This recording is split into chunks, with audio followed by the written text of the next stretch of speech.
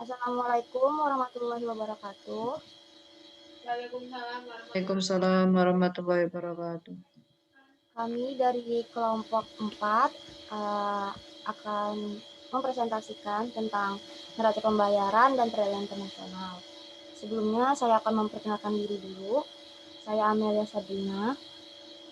Saya Syira Nasya. Saya Sofia Nur Azahro. Oke, selanjutnya ini akan dilanjutkan oleh Syira Nasya. Syira, dipersilahkan. Ya, pertama saya akan menjelaskan terkait pengertian neraca pembayaran.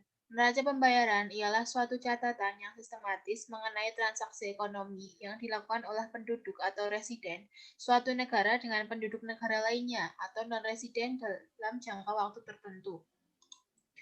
Nah, yang kedua, tujuan penyusunan neraca pembayaran dibagi menjadi 7, yaitu yang pertama, peranan sektor eksternal dalam perekonomian suatu negara, kedua, aliran sumber daya antar negara, ketiga, struktur ekonomi dan perdagangan suatu negara, keempat, permasalahan utang luar negeri suatu negara, kelima, perubahan posisi cadangan devisa suatu negara, keenam, sumber data dan informasi dalam penyusunan anggaran devisa, dan yang terakhir, sumber data dan penyusunan statistik pendapatan nasional.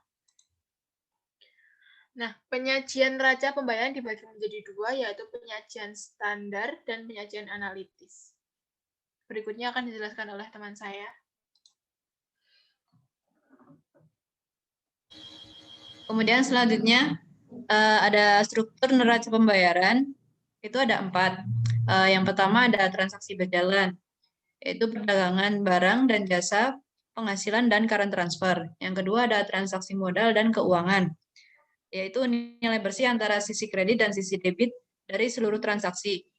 Yang ketiga ada perubahan cadangan devisa, yaitu pos yang menampung surplus atau defisit neraca pembayaran.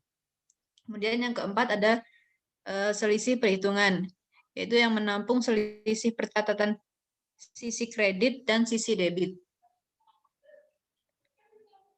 Kemudian selanjutnya ada konsep keseimbangan neraca pembayaran. Yang pertama ada keseimbangan perdagangan atau trade balance, yang kedua ada keseimbangan transaksi berjalan atau current account balance, kemudian yang ketiga ada basic balance, yang keempat juga ada overall balance.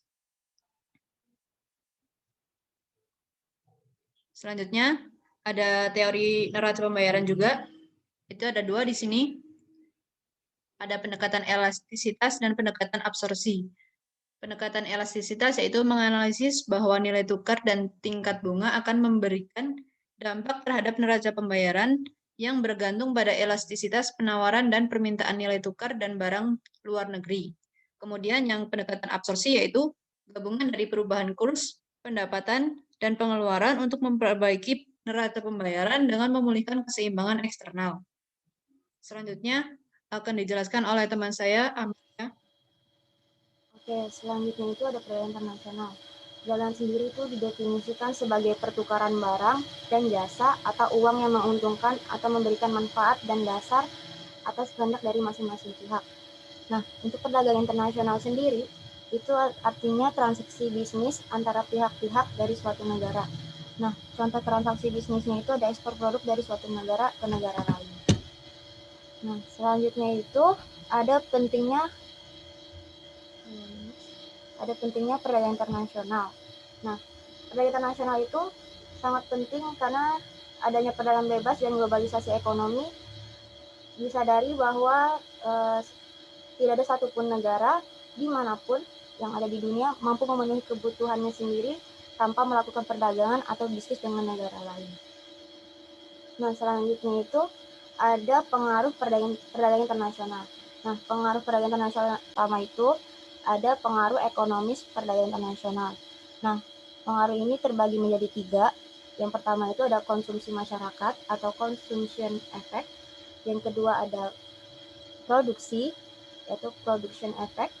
Yang ketiga ada distribusi pendapatan masyarakat atau distribution effect.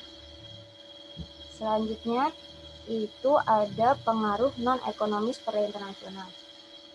Nah, Di samping pengaruh ekonomis, perdagangan luar negeri juga mempunyai pengaruh non-ekonomis, seperti pengaruh kultural, politik, militer, dan lain-lainnya. Contohnya itu perdagangan terkait industri musik, membawa perkembangnya jenis musik asing yang makin lama akan mempengaruhi budaya masyarakat di dalam negeri.